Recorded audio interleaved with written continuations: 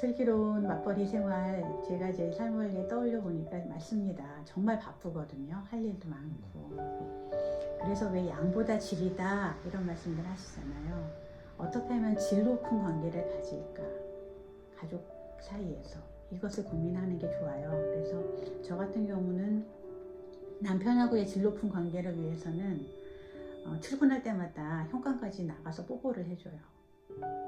그거는 남편이 하루를 사는 굉장히 큰 에너지를 얻는 시간이라고 생각하거든요.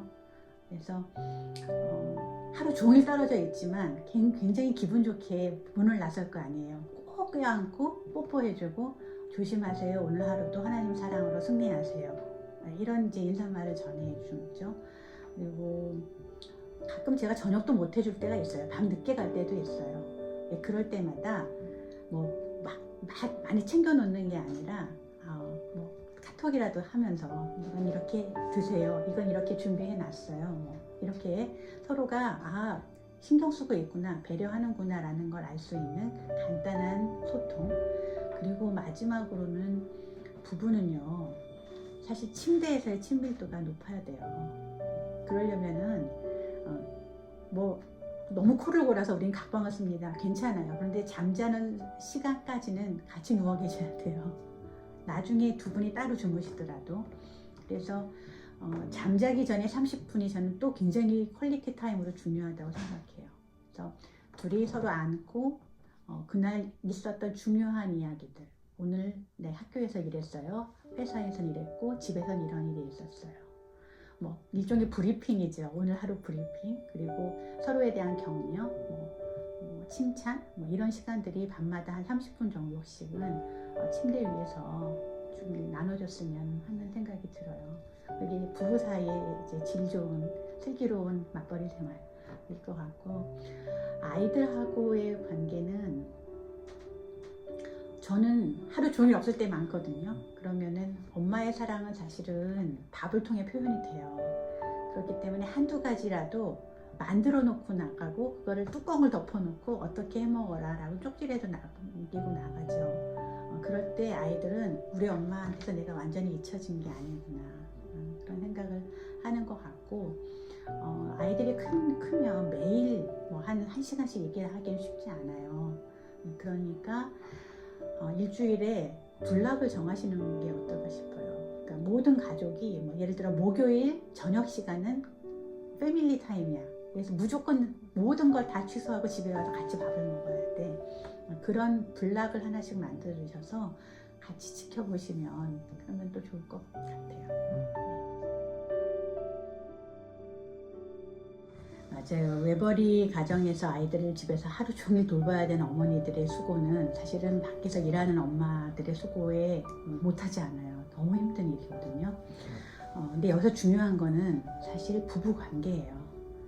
내가 오늘도 나를 혼자 집안에 남겨두고 나가서 일을 하시는 내 남편에게 어떤 마음인가 한번 점검하시면 좋죠. 부부가 관계가 좋지 않잖아요. 그러면 이런 마음 들 수 있어요. 그 쥐꼬리만큼 번다고 나가가지고 나를 혼자 이렇게 고생시키고, 이런 마음 들 수 있어요. 그러면 아이들한테 아빠에 대한 나쁜 얘기를 자꾸 하게 돼요. 혼자 있을 때. 그러면 그 얘기를 계속 들었어요. 자, 이제 아버님 퇴근해서 들어오십니다. 그러면은 아이들이 어떻게 느껴요? 엄마가 아까 말했던 그 사람이 온 거예요. 그러면 아버지 입장에서 생각해 보세요. 아버지는 왜 그 고생을 합니까? 아버지들이요, 예를 들어서 한 500만 원을 벌어요. 용돈 얼마나 쓰는 것 같아요? 몇십만 원 못 써요. 그 돈 벌어서. 입장 바꾸시면 내가 진짜 이만큼 벌어가지고 다 갖다 주는 거예요. 우리는 그 돈으로 사는 거거든요. 근데 부부관계가 좋지 않으면 그 남편의 수고와 노고와 사랑에 대해서 아이들한테 전할 수가 없어요. 근데 아이들이 뭘 알아야 돼요? 우리 아버지가 얼마나 우리 가족을 위해서 욕먹고 안 좋은 소리 듣고 고생하고 힘들어도 이 일을 하고 있는가에 대해서 아이들이 그 가치를 알아야 되거든요. 그래서 우선은 부부관계가 회복이 되는 게 먼저고요. 부부관계가 좋으면 남편에 대해서, 아버지에 대해서 좋은 이야기들은 아이들한테 해주게 되죠. 그러면 이제 거꾸로 이제 그 좋은 말을 들은 아버님이 퇴근하셨습니다. 그러면 아이들은 가서 반기게 돼요. 어머 아버지 너무 고생하셨어요. 오늘도 우리 위해 일해 주셔서 감사합니다. 사실 그 말 한마디면 하루 종일 아버지가 쌓였던 피로는 바로 풀리거든요. 근데 이게 반대로 되잖아요. 그러면은 아버지 입장에서는요 완전 왕따가 되는 거예요. 그것도 정말 고생해서 희생하면서 사는데 우리 집에서 나는 왕따고 외로워요. 예, 그러면은 아버지들이 그 아픈 마음, 상한 마음들을 어떻게 달래시겠어요? 예, 나름대로 뭐 방법들을 찾겠죠. 근데 그렇게 되면은 이 아이들하고 엄마하고 남편하고 아버지하고 관계는 더더더 멀어지니까 한번 제가 말씀드린 대로 아버지에 대한 좋은 칭찬, 아버지의 수고를 알아드리는 시간 아이들하고 같이 가지시면 좋을 것 같습니다.